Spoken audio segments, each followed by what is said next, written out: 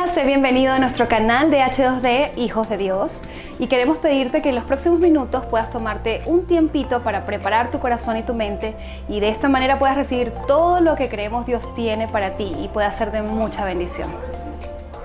Mis amados, estamos en una nueva temporada. Esta es la tercera edición de esta temporada. Compartimos el domingo pasado el Día del Padre. Simón nos estuvo hablando acerca de eso. Y bueno, estamos aquí en Arraigados, se llama. Arraigados tiene, como cada cosa que trae el Señor, su desafío. Porque cuando tú escuchas esa palabra, de una vez piensas que debe ser algo que está fuertemente unido a algo, ¿sí? Arraigado, un sinónimo puede ser entretejido, puede ser muy asido, creo que sea, no me acuerdo, muy ligado, ¿no? Entonces habla de que, bueno, por más de que vengan vientos difíciles, por más de que sean diferentes las circunstancias que quieran quitar, es difícil porque está arraigado, ¿no? Y cuando uno piensa en eso y uno piensa, bueno, esta temporada va a ser de esto, probablemente, solo probablemente, implique algunas turbulencias, ¿sabes? Algunas movidas, algunas circunstancias que hemos entendido que al final vienen a hacernos más fuertes, que vienen a hacernos más estables, que vienen a hacernos más agradecidos, mejores personas, mejores hijos de Dios, mejores padres, mejores hermanos, esposos, amigos, ciudadanos, en fin. Todo lo que incluso el enemigo quiere hacer para apartarte del camino del Señor, lo que ocurre con los hijos de Dios es que los afirma en la fe, que los establece. Y esta temporada es para eso. Entonces, en aras de eso, quiero compartir la escritura base que da pie a esta temporada. Y es aquí, en la siguiente lámina. Colosenses 2:6. Por lo tanto, de la manera que recibieron a Cristo Jesús como Señor, ahora deben seguir sus pasos.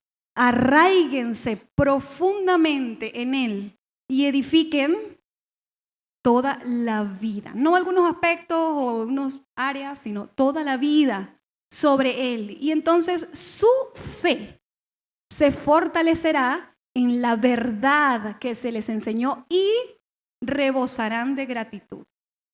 Me encanta ese final, porque habla de un corazón que aprendió.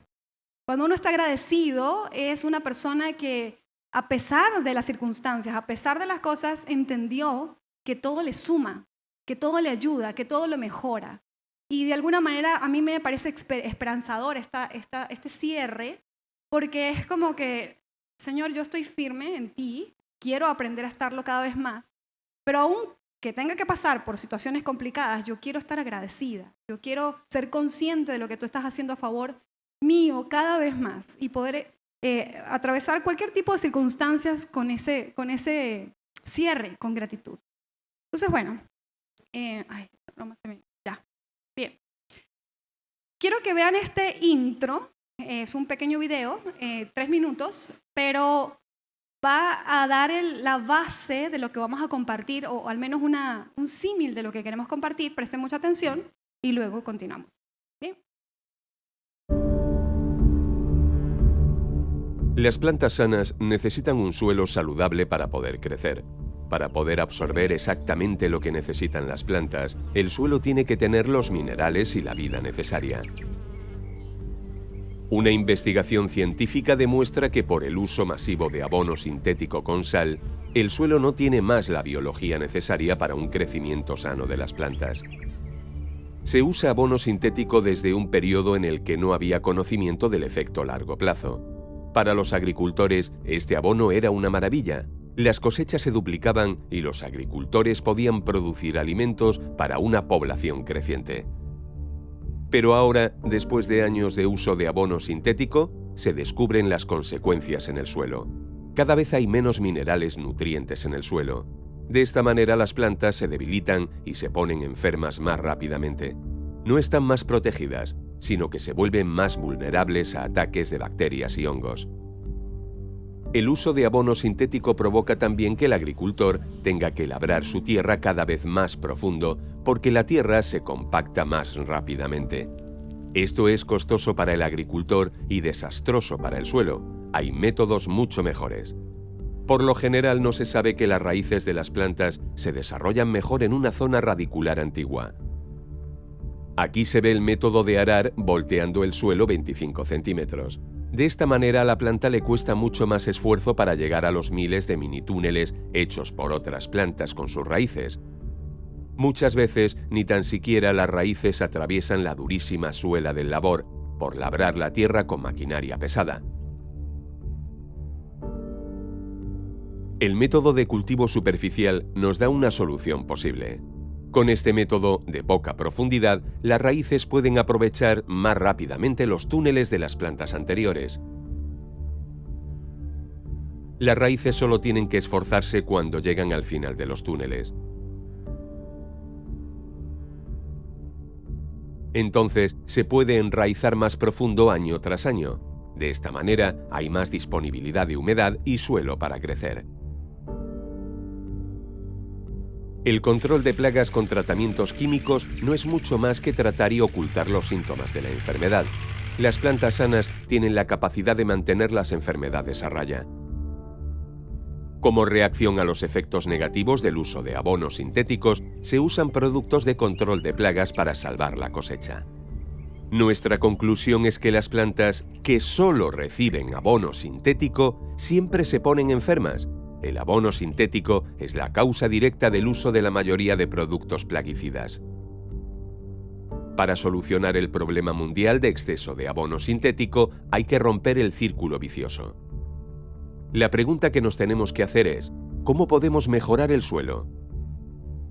La respuesta es sorprendentemente simple, pero necesita una breve explicación.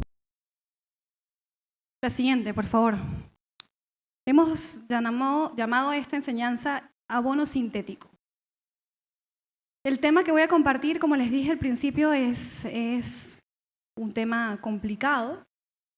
Es un abono sintético que hemos usado por mucho tiempo, o no tanto por tanto tiempo, pero bueno, sí, ha estado allí presente por muchos años, pero quizás no hemos sido conscientes del todo.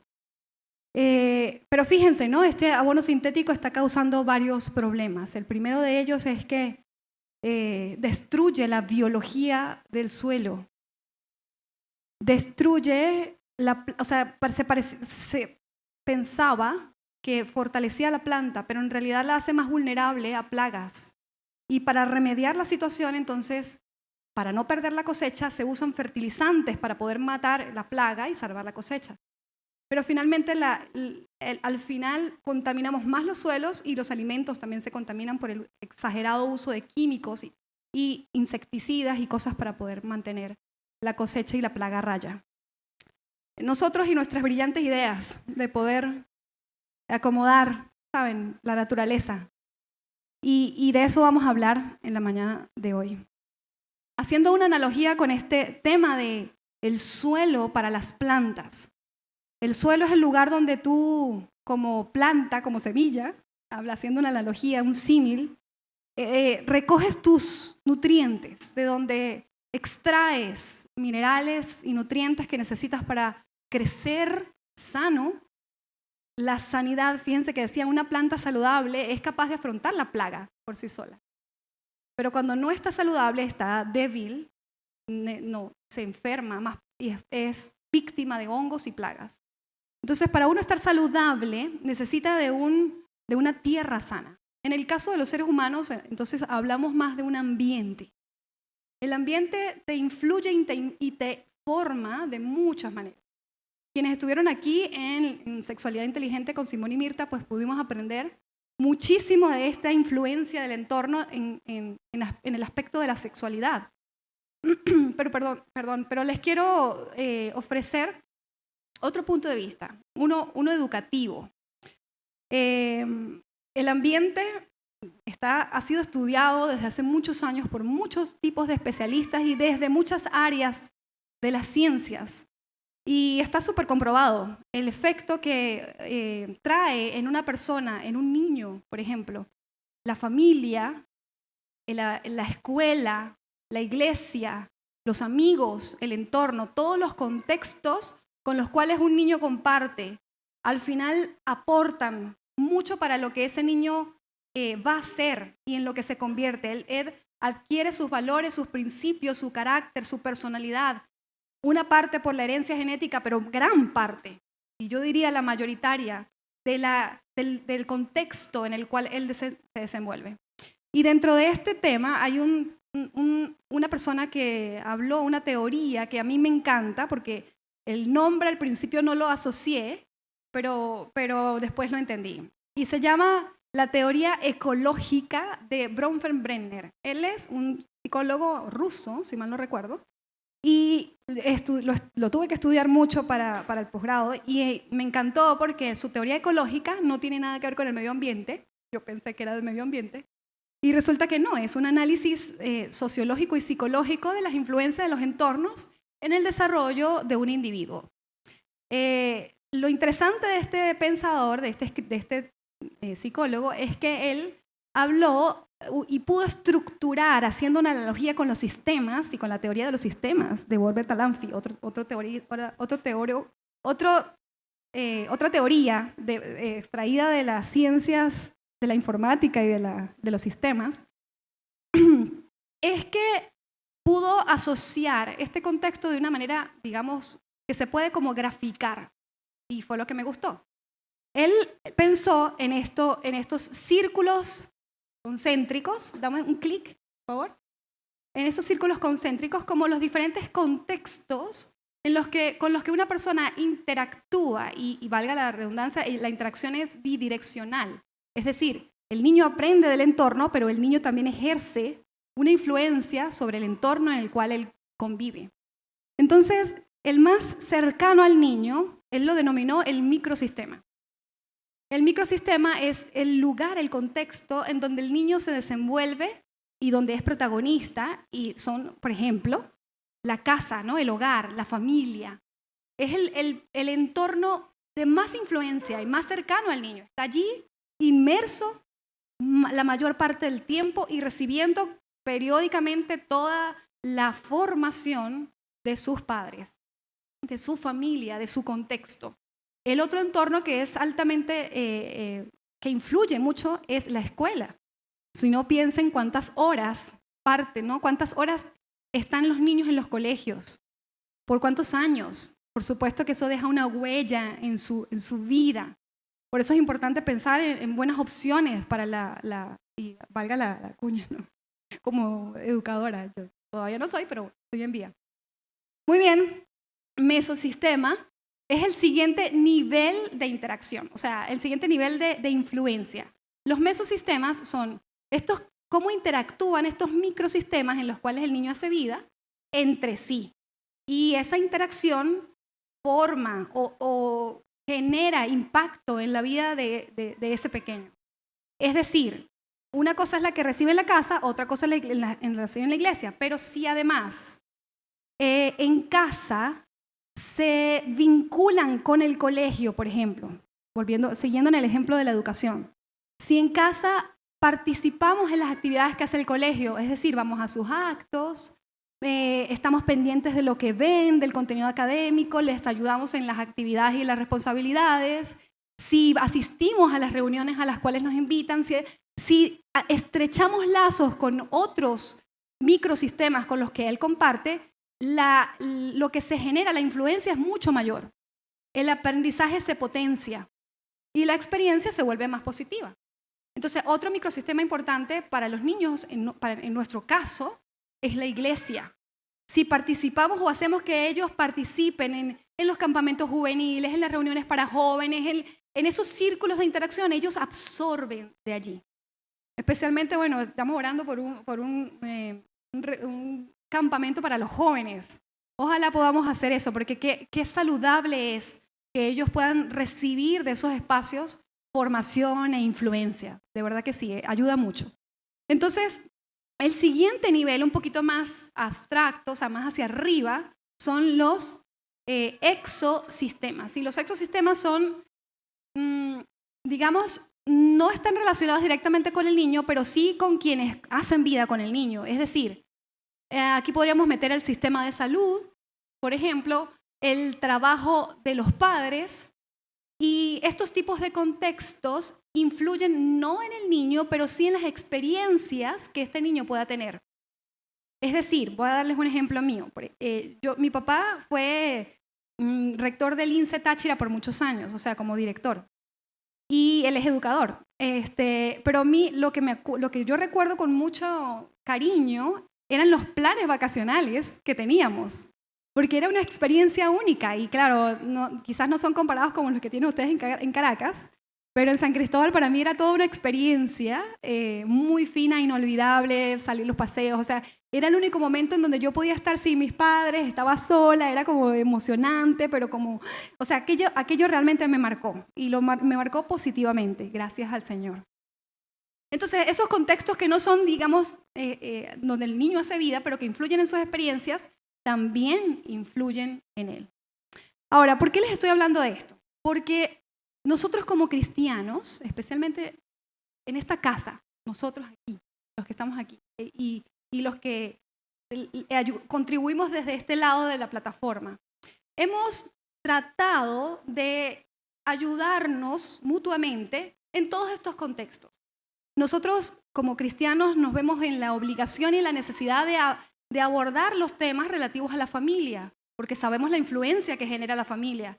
Es en la palabra donde nosotros encontramos la guía para ser buenos padres. Es en la palabra donde encontramos la referencia, el ejemplo y la guía para convertirnos en buenos esposos y esposas. Es de la palabra de Dios donde nosotros aprendemos qué es ser buen hijo, cómo podemos crecer en nuestras relaciones interpersonales, en estos microsistemas en los cuales nosotros hacemos vida. Y tratamos de mejorarles, tratamos de abonar o sumar en otros contextos como, bueno, en sus trabajos, herramientas, digamos, para sus familias, para sus contextos. De alguna manera tratamos de poder dar y conocer esta influencia y poder sumar desde lo que dice la palabra para esas áreas. Sin embargo, el último contexto de influencia es el que menos abordamos, por muchas razones. Quizás porque lo vemos como demasiado abstracto, ¿sabes? Ese último contexto son la cultura, la ideología, por ejemplo, todas las cosas, las leyes, que no necesariamente tienen que ver directamente ni con los microsistemas ni mesosistemas, pero que sí te afecta, por supuesto. Nosotros quizá lo abordamos por el hecho de haber estado en este país, en este contexto que nos tocó vivir, sociopolítico y económico, en el que nos vimos la necesidad de conversar del tema, de cómo reinterpretamos como cristianos esta situación política, cómo reinterpretamos esta necesidad económica que vivimos. Y lo hemos abordado también por la necesidad. Pero es un contexto que en realidad casi como que no abordamos. Entonces, el día de hoy especialmente quiero abordar intencionalmente ese contexto de mayor abstracción. Y por eso les decía que es un ambiente, es un tema muy controversial y muy complicado, porque es como que ni siquiera le habíamos dado la importancia que merece. Sin embargo, antes de entrar en el tema específico, porque ya entramos, quiero decirles lo que yo pienso al respecto. Es decir, primero yo, como les dije, no había tenido reparo en estos temas. No me parecía necesario. Era como la necesidad, no era la necesidad. Sin embargo, cosas de Dios, fui expuesta a unas, o sea, no expuesta, sino fui motivada a escuchar un poco de este tema que vamos a conversar el día de hoy.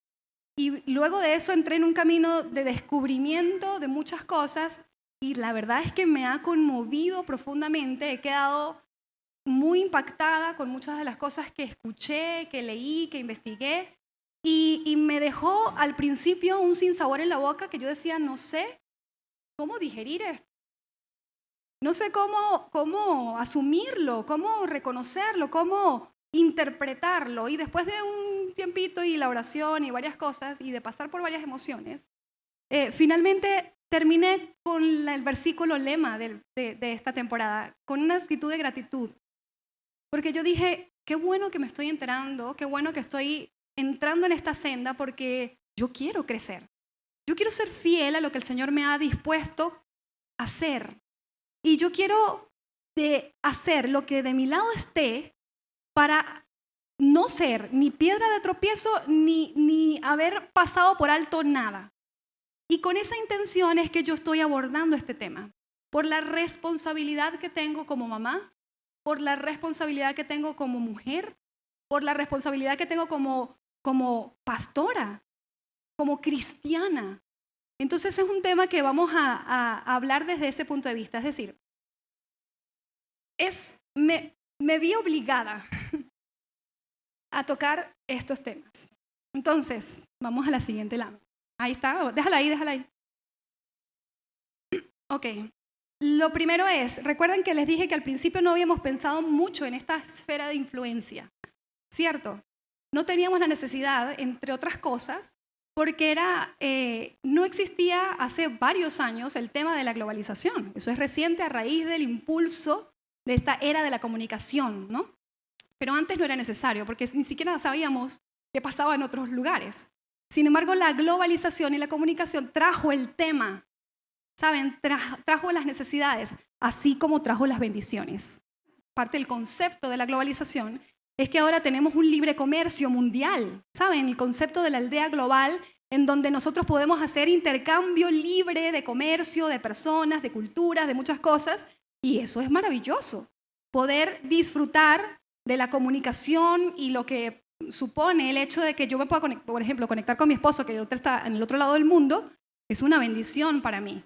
Que podamos importar cosas de otros países, venderlas, hacer negocios, todo eso es maravilloso y es parte de lo que es posible gracias a la globalización. Ahora, el tema que es, digamos, como de mayor, como que hay que digerir más pausado, es el tema del globalismo, que no es lo mismo. Porque el globalismo, y yo al principio no lo entendí, yo lo entendí cuando escuché la comparación, esta comparación, las voy a decir, a ver. El globalismo es a la globalización lo que el nacionalismo es a la nacionalidad. Y desde el punto de vista, sí lo entendí un poquito mejor, porque el nacionalismo, a esta escala, una escala un poquito más bajo, lo entendemos porque lo hemos padecido los venezolanos en especial. Esa supremacía, ¿sabes? Ese control exacerbado de quienes hacen de sus convicciones una ideología política que quiere gobernar y controlar absolutamente todo. Eso es el nacionalismo. Y es una corriente que ha sido muy criticada porque precisamente digamos, el sabor que deja al final es terrible. Uno de los ejemplos más extremos del nacionalismo es el pueblo nazi. A cuenta de que ellos eran quienes eran, la supremacía racial, entonces ahora vamos a agarrar y hacer con todo el mundo lo que nosotros queramos porque nosotros somos nosotros. Entonces esos extremos son supremamente dañinos. Y desde ese punto de vista yo lo entendí. Yo dije, ok. Ajá. Entonces el globalismo es una ideología que quiere controlar, ¿saben? Quiere deshacer eso de la nación-estado. Ahora las naciones son como estados y quiere disolverlo de alguna manera para tener el control de la administración política desde organizaciones supranacionales. Esto no se trata de un nivel, ¿sabes?, de los gobiernos y de los países, ni de partidos políticos. Tampoco se trata, y quiero hacer esa salvedad, de criticar desde una posición a quienes hacen vida, o sea, a quienes han adoptado algunas de las doctrinas que nos han llegado desde esta ideología y que hoy se identifican con otras cosas que los cristianos no comulgamos. Porque, de hecho, quiero hacer esa salvedad, no estamos llamados a criticar a nadie. El hecho de ser cristianos nos lo impide. porque nuestro Señor, a quien rendimos cuentas, nos ha pedido y nos ha exigido no juzgar a nadie. Lo aprendimos en la temporada pasada. Tenemos que enfocarnos en nuestro crecimiento, en nuestro desarrollo, en saber que tú y yo vamos a dar cuenta a Dios y que no podemos juzgar, ni rechazar, ni degrinar, ni menospreciar a nadie. Entonces esto no se trata de hacer una represalia contra nadie. Al contrario, si hay un lugar donde nosotros deberíamos ser más tolerantes, es la iglesia de Cristo. Porque aquí, como dice Dante Gebel, todos estamos enfermos. Todos necesitamos de la gracia de Dios. Porque así como algunas personas batallan con su identidad sexual, otros batallan con otras cosas. ¿Me explico? Es tan grave la homosexualidad como la infidelidad. Es tan grave la mentira como, otros tipos de pecado, la idolatría. Entonces, no se trata de juzgar a nadie, y yo quiero hacer esa salvedad, porque hay gente que amo, que piensa diferente. Y yo no soy quien para juzgar y no estoy aquí para juzgar, pero sí estoy aquí, como les dije al principio, como mamá, como cristiana, como pastora, como líder cristiana, para poder poner el tema en la mesa, hermanos, y para que seamos conscientes, más allá de qué se mueve detrás, qué está pasando que no nos habíamos dado cuenta, y qué objetivo se está buscando, y qué vamos a hacer nosotros, los cristianos, al respecto. Entonces, lo que vamos a compartir hoy lo voy a disgregar en dos partes, hoy y la semana que viene, para continuar y poder, abarcar. Entonces, este globalismo tiene un plan, ha constituido una agenda, un objetivo, y eso es parte de lo que ustedes quizás habrán escuchado por allí, que se llama la Agenda 2030.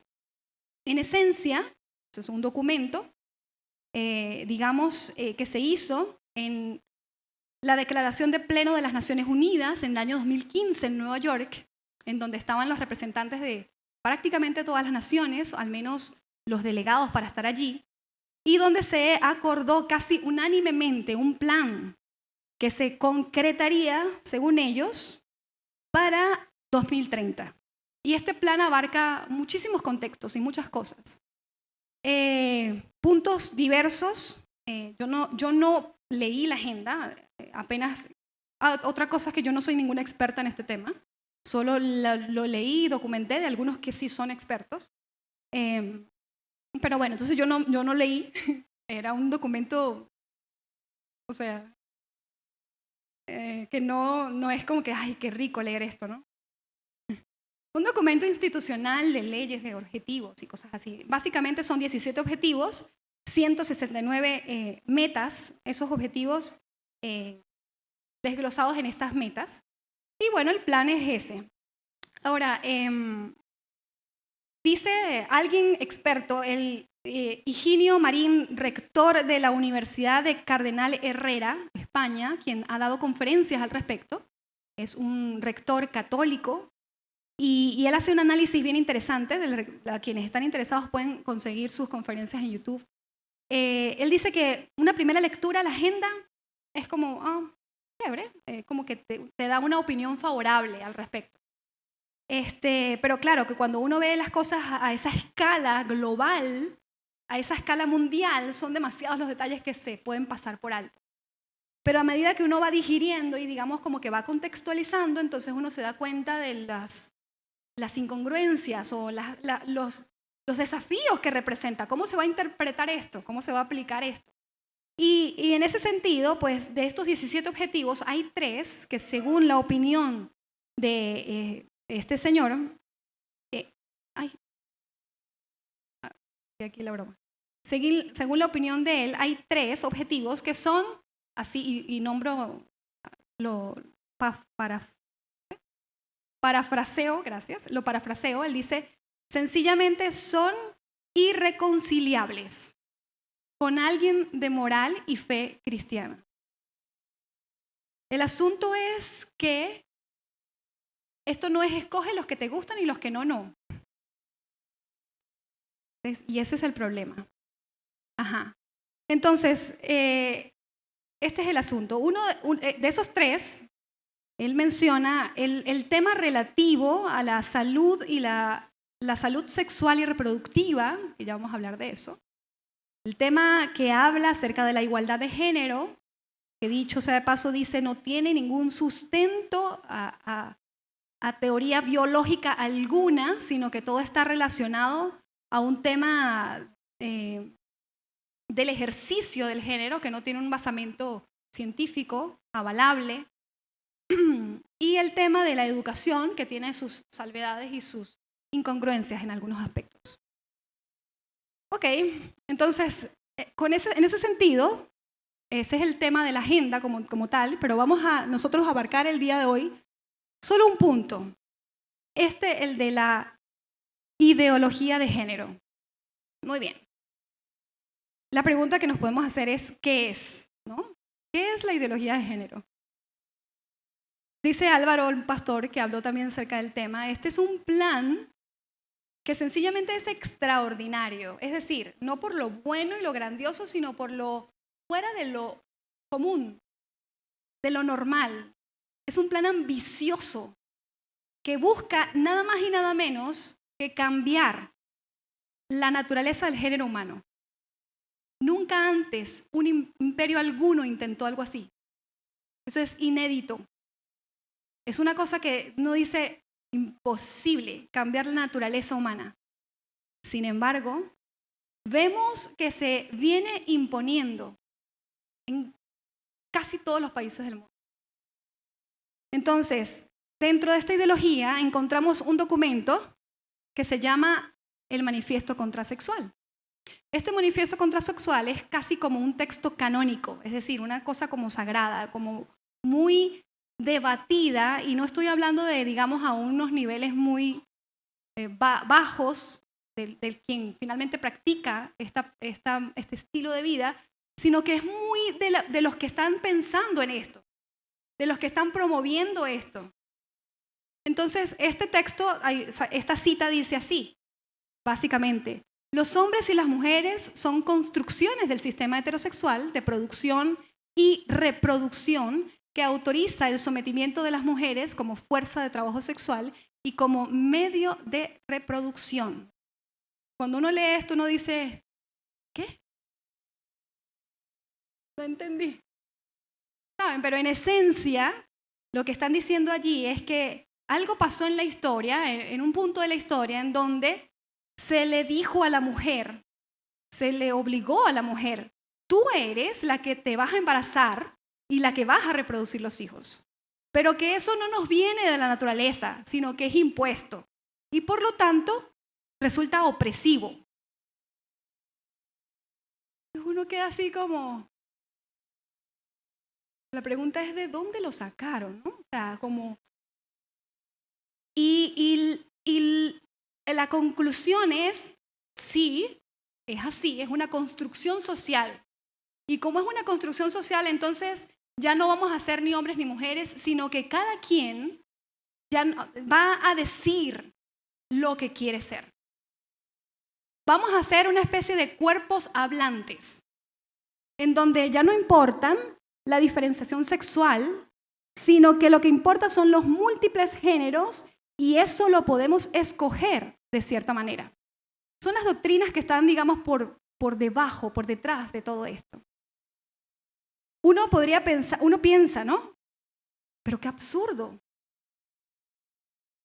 O sea, qué increíble. Por más de que se nos diga, mira, es que esta es la vía para que todos seamos felices, que cada quien elija lo que quiera hacer.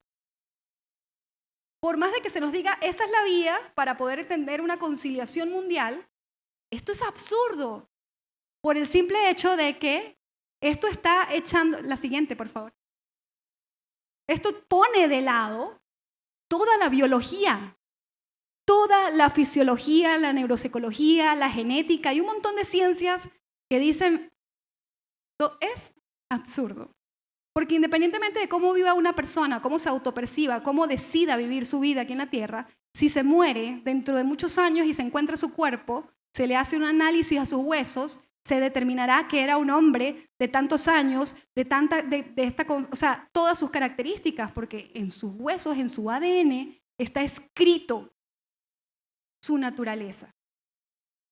¿Es o no es? Yo sé que ustedes están de acuerdo conmigo. Aquí yo no tengo que convencer a ustedes. Sin embargo, amados, entonces, la pregunta que surge luego de esto es, ¿cómo es entonces que esto se está imponiendo de la manera que se está imponiendo en la actualidad? Porque viene, como les dije, calando desde hace varios años en casi todos los países del mundo. Algo que uno dice absurdo, o sea, imposible, y quizás por haber pensado que esto era absurdo, que no había que prestarle atención, que era una tontería, estamos como estamos, ¿no? No hemos aprendido en la escuela de Venezuela. No podemos estar peor. Siempre tenemos 20 años diciendo eso. Entonces, no podemos menospreciar, digamos, como que, bueno, hay que sentarnos a hablar, hay que sentarnos a ver, hay que conocer algunas cosas. Entonces, ¿cómo es que se impone esta ideología de género? 4 cosas vamos a hablar el día de hoy. Primero, a través de la manipulación del lenguaje y el control de la comunicación de los medios y de las redes sociales. De alguna manera esta gente, y hablo de gente, no quiero juzgar a nadie. Yo veo al enemigo detrás. Y por eso es mi rabia no es contra personas que practican estas cosas. Estamos llamados a amarlos, a aceptarlos, a ayudarlos, a poder caminar con ellos en esto de que en todo lo que nosotros conocemos como el camino de la restauración. Somos como la aurora, ¿verdad? Que el camino va en aumento hasta que el día es perfecto. Estamos en ese proceso, todos. Pero más allá de esto es quienes piensan o quienes se dejan influenciar por el enemigo que sí viene haciendo una confrontación con el Señor y contra su iglesia. Muy bien. Entonces, la manipulación del lenguaje y el control de los medios de comunicación. Vamos a empezar con el primero, el control de los medios de comunicación. Por ejemplo, no es tan descabellado pensarlo, ¿cómo es que esta gente ha logrado penetrar, siendo el macrosistema, cómo ha llegado al microsistema? Es decir, ¿cómo llegó a mi casa? ¿Cómo es que mis hijos ahora debaten conmigo de este tema?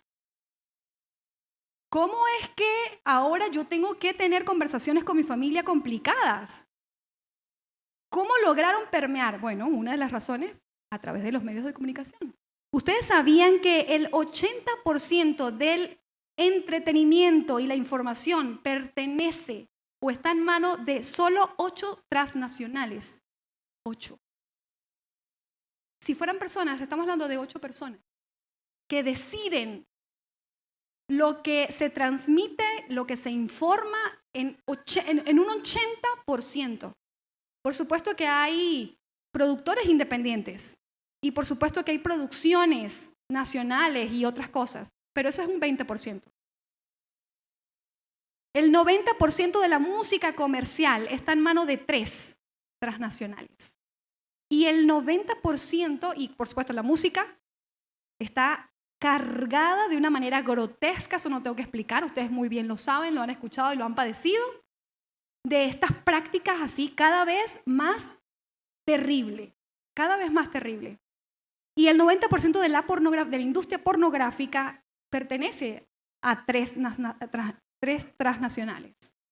Esto, por supuesto, estas corporaciones y estas transnacionales están comprometidas con la difusión de la ideología de género y de la Agenda 2030. Entonces, por eso es que no es raro ver ahora a un Buzz Lightyear que salió del closet, aun cuando representó la producción que más pérdida trajo para Disney. Hay financistas que ponen lo que falta, no te preocupes.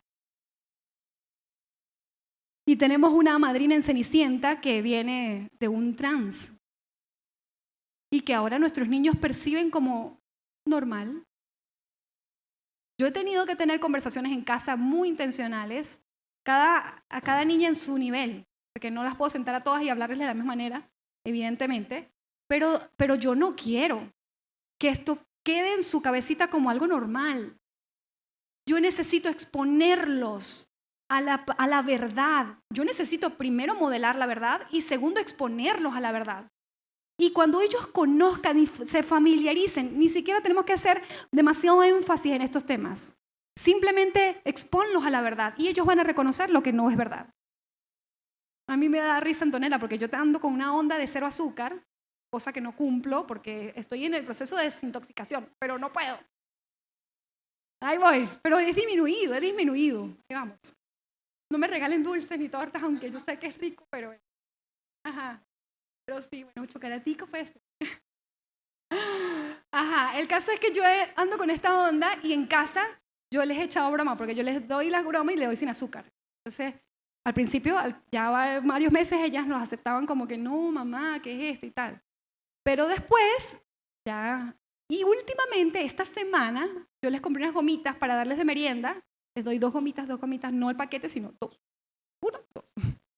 Y entonces, 2. Y Antonella, los últimos 4 días, Antonella, la de 6, me dice, no, mamá, toma, yo no quiero las gomitas porque yo quiero ser saludable. Lo malo es que después me dice, mamá, cómprame un helado. Cosas así, o sea, de niñas. Pero digo, ¿cómo copian? ¿Cómo aprenden? ¿Cómo imitan? ¿Cómo escuchan? ¿Cómo captan? Todas estas cosas. Entonces, amados padres, hay que hablar estas cosas. No pueden dejar esto como un tema de que, bueno, hagan lo que quieran. No. El 90% de la pornografía, y podríamos pensar, ay, ¿qué tenemos que ver con la pornografía, no?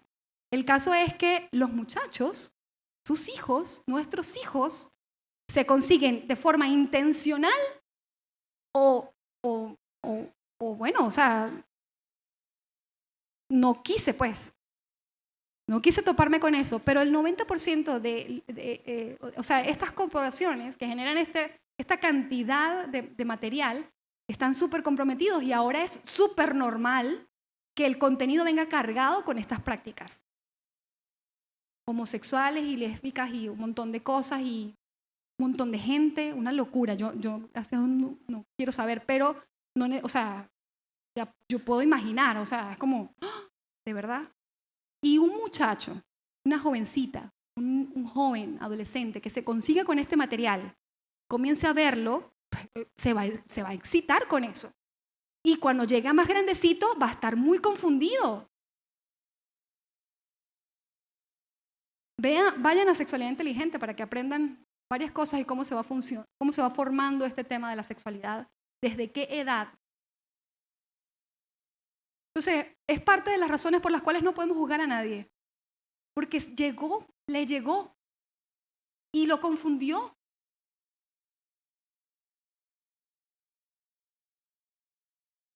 Otra forma en que esto ha logrado calar a este nivel es la manipulación del lenguaje. Y voy a poner este ejemplo. Cuando uno lee eso, salud sexual y reproductiva, uno diría, yo quiero eso. Yo quiero salud sexual y reproductiva. Cuando sea la edad, también la quiero para mis hijos.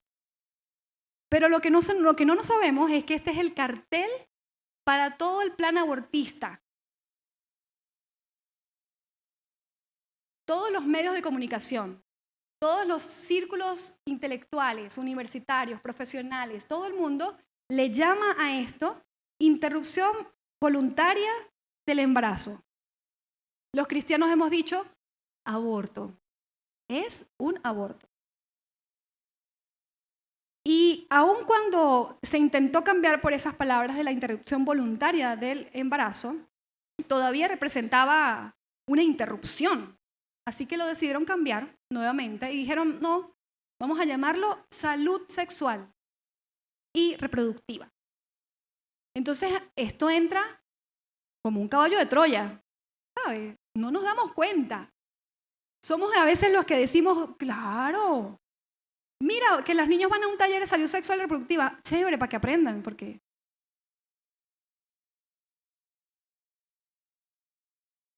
Entonces, el lenguaje es altamente manipulable. Y nosotros deberíamos también, como venezolanos, tener una escuela en esto. Porque, a ver, ¿quién sabe lo que es una zona de paz? ¿Qué es una zona de paz? No. Gracias.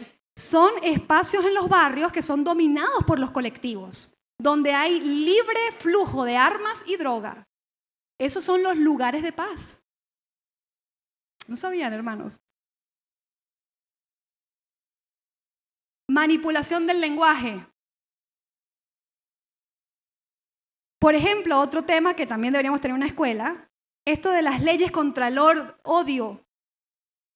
¿Saben? En las telecomunicaciones, ley contra el odio, y en realidad es una mordaza. No, porque tú no puedes odiar. Entonces,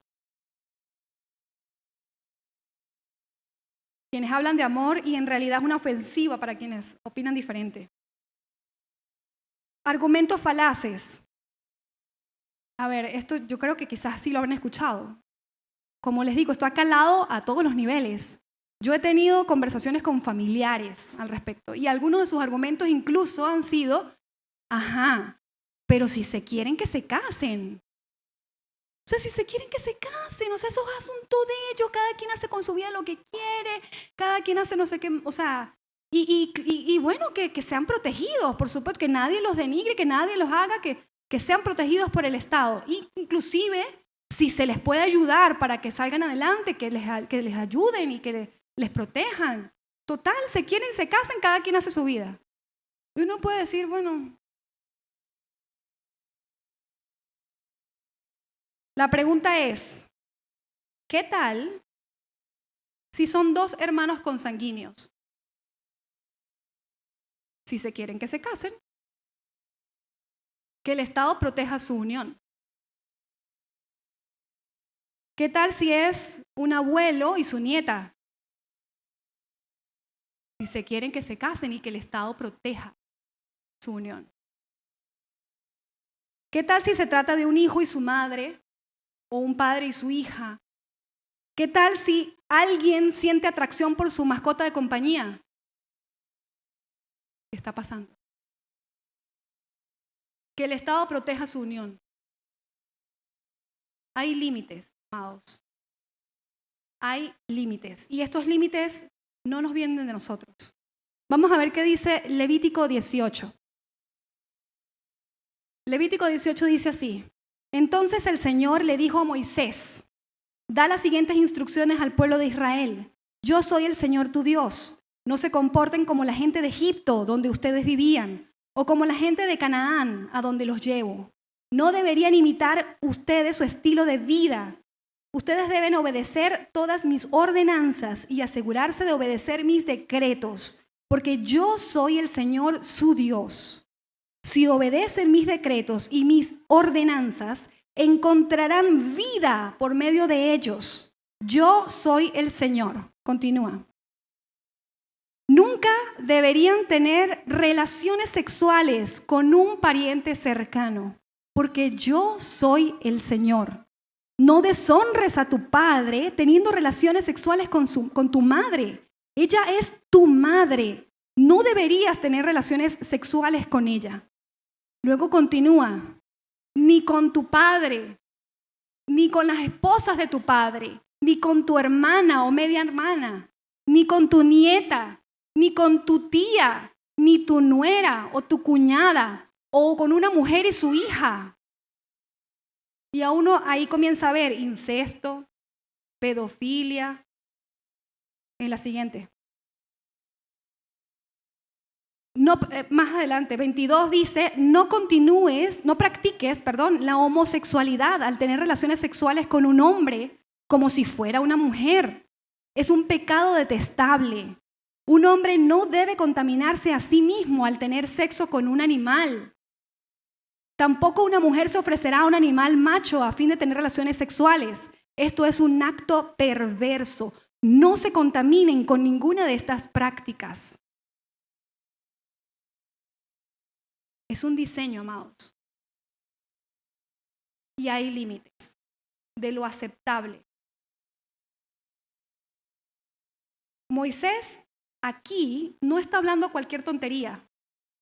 Él está hablando lo que ancestralmente formó nuestra nación, lo que le dio forma a la sociedad como sociedad, lo que la protegió de tanta perversidad, lo que construyó la familia como la conocemos hoy. Fue el diseño de Dios, fue lo que nos llegó a nosotros por nuestra conexión con el pueblo judío y sus leyes. Esto es lo que se quiere quitar.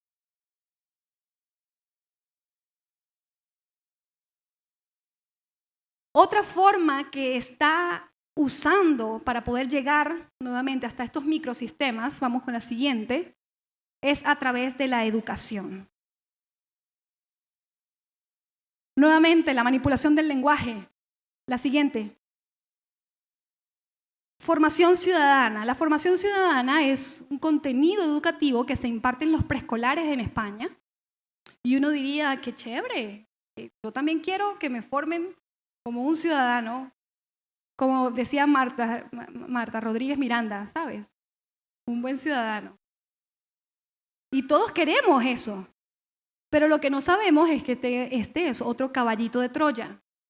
Para poder llevar este contenido de la agenda de la ideología de género a los preescolares.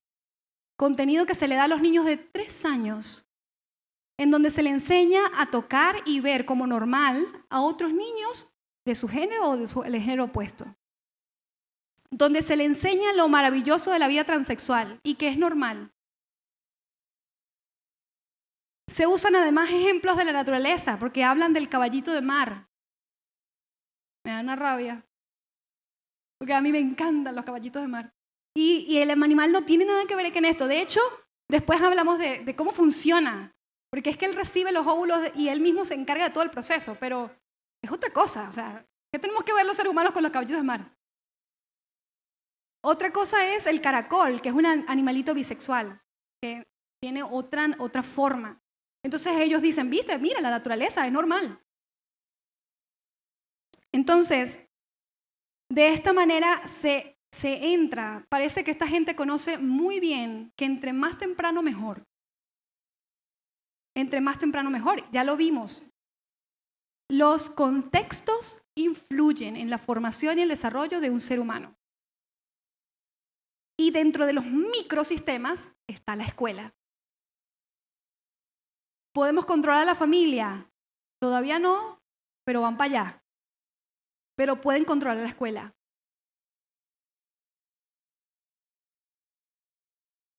Esta campaña fue una campaña promovida desde la Alcaldía de Madrid. Se puso esta publicidad en todas las paradas de autobuses y metros de la ciudad. Y la valla decía, hay niñas con pene y niños con vulva. Así de sencillo. La mayoría sufre cada día porque la sociedad desconoce esta realidad.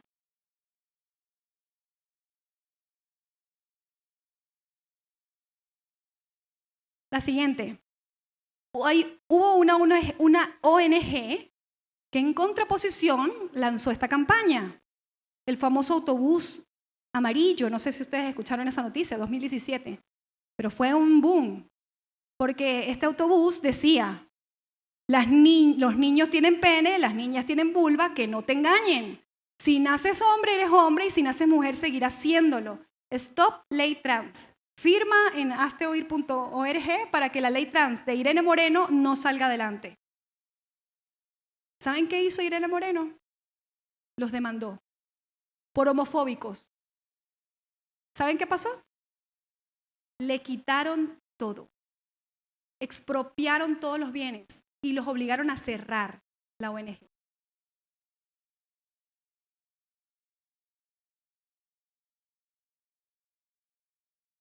La Universidad de Granada, en España, una de las universidades prestigiosas de ese país, decidió lanzar este calendario sexista.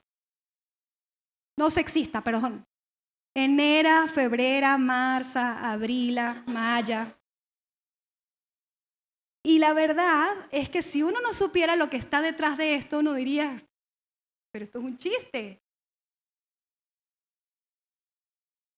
Y luego entonces uno ve una cantidad de políticos, ¿no? y cantantes con esto del lenguaje inclusivo. Y ya uno sabe que lo que está detrás es la intención de captar votos y seguidores y estar como en la moda y la onda. Pero muchos de ellos no tienen idea de lo que hay detrás, de cómo te va a alcanzar de una u otra manera. La siguiente. Otra forma que ha usado esto para llegar hasta los círculos más íntimos ha sido a través de la ley. Y las leyes han variado mucho, o sea, han avanzado, lamentándolo mucho, mucho, en todos estos campos, empezando por la ley que avala el matrimonio homosexual, que comenzó en el 2000 en Holanda, que pasó casi desapercibido porque Holanda es un país de varias rarezas. Entonces es como que, bueno, son ellos. Pero luego en el 2003 en Bélgica, después en el 2005 en España y ese mismo año en Massachusetts, Estados Unidos, que llama mucho la atención porque ya lo habían intentado en Estados Unidos, en el estado de California, que es el más liberal, y por referéndum. Y la gente dijo que no, en el estado más liberal de Estados Unidos. Pero luego la decisión de 6 jueces, 6, avaló el matrimonio homosexual en todos los Estados Unidos. Así, listo. 2010, Ciudad de México y Argentina. Y Argentina estaba tan endeudada. Y el Banco Central le dijo, ¿tú quieres préstamo?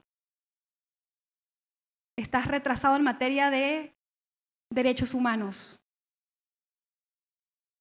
Así que aprobaron la ley de matrimonio homosexual, aun cuando son uno de los países más cristianos. Claro, esa decisión no lo toman los cristianos, la que tomó Cristina Kirchner, ¿no? Y su gente. Ciudad de México, ok, ya. 2013 Uruguay, 2016 Colombia. Y actualmente es una batalla legal en todos los países de América Latina, incluyendo Venezuela.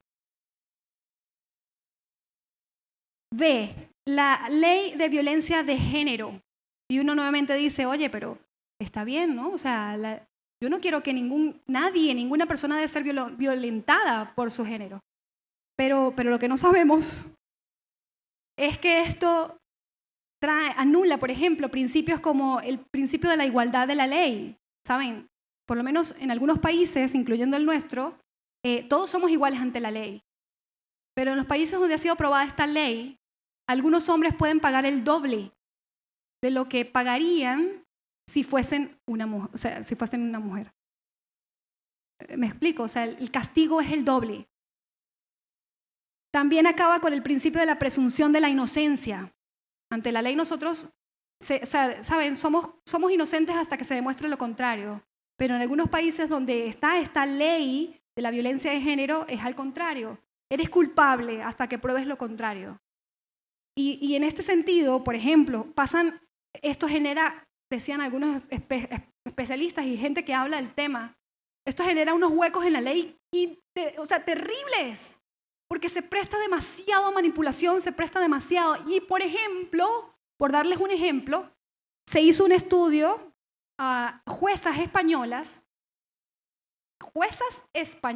mujeres. Y estas mujeres dijeron que el 80% de las denuncias de violencia de género eran falsas. 80%. Porque resulta que ya si tú dices que fuiste víctima de la violencia de género, o sea, que fuiste violentada por tu género, entonces una mujer va a recibir el derecho de la vivienda. Además, recibe algunos beneficios del Estado y puede incluso recibir la custodia de sus hijos.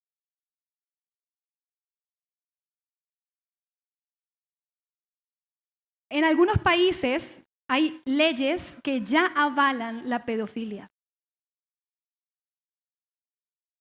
En España, hace unos años, creo que 1 o 2, Irene Montero, que es la ministra de Igualdad, dijo, Irene Montero dice que los niños en este país pueden tener sexo con quienes ellos quieran. Eso sí, si hay consentimiento. Y uno se pregunta, ¿qué intención tienes? Si no es la de aprobar esta ley también allá. La pregunta que yo les hago a ustedes es, ¿son los niños manipulables? Por favor. Por favor. Otra ley es las leyes contra la discriminación.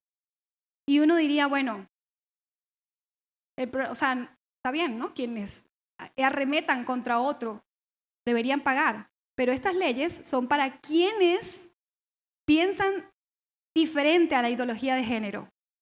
Entonces, les voy a mostrar el caso de este señor que está aquí, que a mí me encantó. Se llama Jack Phillips.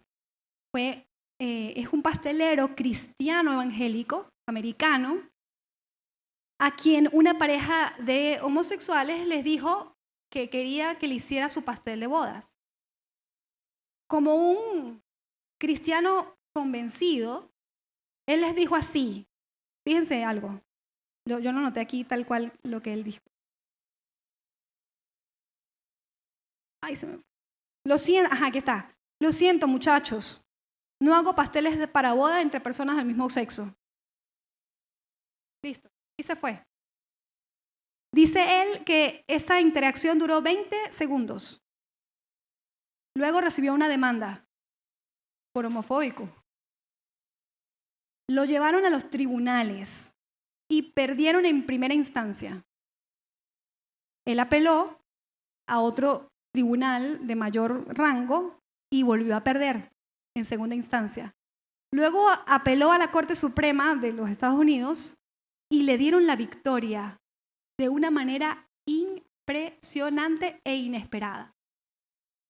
Yo aquí veo a Dios, absolutamente, para quienes están dispuestos a ser valientes, a defender sus convicciones, cueste lo que le cueste. Dios no te va a faltar, porque Dios es Dios. A Él no se le escapa ni lo toma por sorpresa esto que está pasando. Él es fiel y Él va a estar con quien esté y con quien le glorifique a Él. Ese fue el caso de Phillips, a quien le dieron una victoria y fue increíble porque les voy a decir el argumento que usó la defensa de Phillips, que fue muy inteligente, Dios inspirando. Las personas, fíjense lo que dijo la defensa en el caso de Phillips. Él dijo, a los jueces, ¿no? A quienes tomaban la decisión, les dijo, las personas pueden hacer muchas cosas que quieren, aunque vayan en contra de nuestras convicciones. Tenemos libre albedrío, señores.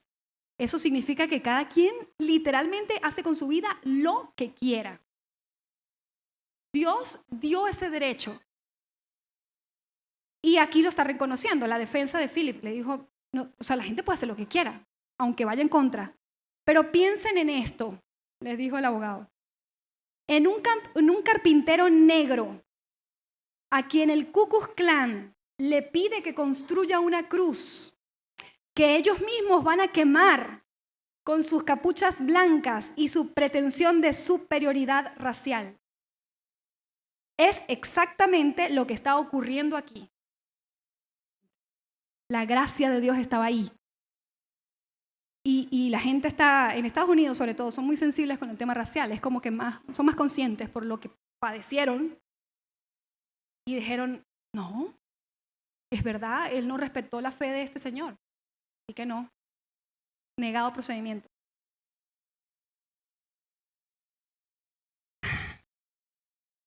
Vamos a ver qué dice la siguiente lámina, Romanos 1. Romanos 1. Aquí Pablo está describiendo la sociedad romana de su tiempo. La sociedad romana de su tiempo, que se autodestruyó, entre otras cosas, por las cosas que heredó de Grecia en estos aspectos. Entonces Pablo dice así, es cierto, a partir del versículo 21, es cierto, ellos conocieron a Dios, pero no quisieron adorarlo como Dios, ni darle gracias. En cambio, comenzaron a inventar ideas necias sobre Dios. Como resultado, la mente les quedó en oscuridad y confusión. Afirmaban ser sabios, pero se convirtieron en completos necios. Y en lugar de adorar a Dios inmortal y glorioso, rindieron culto a ídolos que ellos mismos se hicieron con forma de simples mortales y aves, de animales de 4 patas y de reptiles. Entonces Dios los abandonó, como un buen padre que deja que la necedad de su hijo, ok, vamos a darte un tiempo para que pienses. Los abandonó para que hicieran las cosas vergonzosas que deseaban en su corazón. Como resultado, usaron sus cuerpos para hacerse cosas viles y degradantes entre sí. Cambiaron la verdad acerca de Dios por una mentira y así rindieron culto y sirvieron a las cosas que Dios creó, pero no al Creador mismo, quien es digno de eterna alabanza. Por esa razón, Dios los abandonó a sus pasiones vergonzosas. A las mujeres, aún las mujeres se rebelaron contra su forma natural de tener relaciones sexuales y en cambio dieron rienda suelta al sexo unas con otras. Los hombres, por su parte, en lugar de tener relaciones sexuales normales con una mujer, ardieron en pasiones unos con otros. Los hombres hicieron cosas vergonzosas con otros hombres y como consecuencia de este pecado, sufrieron dentro de sí el castigo que merecían. Por pensar que era una tontería reconocer a Dios, Él los abandonó a sus tontos razonamientos y dejó que hicieran cosas que jamás deberían hacerse. Pablo habla de Roma, pero parece que está hablando de nosotros, ¿verdad? Parece que está describiendo el tiempo que vivimos hoy. Una cultura que se autodestruye. Una cultura que socava el terreno que la soporta. Una cultura que va a acabar devorada por sí misma. Y de eso vamos a hablar un poco la semana que viene, que vamos a continuar la segunda parte de este tema. Y también la siguiente. Como último punto, ¿cómo se impone esta ideología? A través del control del cristianismo. Si hay algo que saben los globalistas y quienes están detrás de esto, es que la única cosa que se interpone entre sus intereses y América Latina es el cristianismo. Entonces es algo a lo que hay que atacar, a lo que hay que anular. Fíjense, Dios dijo, Jesús nos explicó, ustedes son la sal del mundo. Y la sal no puede perder su sabor. Cuando Él habla de la sal, no está hablando como de un condimento que da sabor, ¿saben?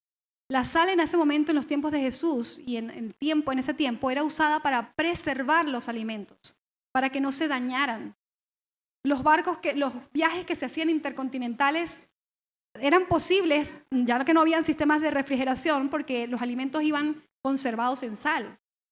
Entonces Jesús nos dijo, ustedes son la sal de la tierra. Pero si no cumplen su labor de salar, será echada y pisoteada. Entonces, si no estamos dispuestos a pensar en estas cosas y hacer algo al respecto, primero yo, mi casa, mi familia, mi gente, mis amigos, mis círculos, con los que yo tengo alguna manera de llegar, con mi país, en donde Dios me plantó. Entonces, vamos a vivir las consecuencias de lo que significa ser aplastados, amados, pisoteados. Que esta gente nos diga, tú ni siquiera sabes lo que crees. No tienes el coraje de defender lo que tú crees. Fíjense ustedes. Entonces, no podemos ser así. Tenemos que estar preparados para argumentar, preparados para proteger preparados para saber diferenciar e identificar las mentiras. Y por eso estoy aquí hablando de estos temas, que lo pensé mucho, la verdad. Estaba como, no sé.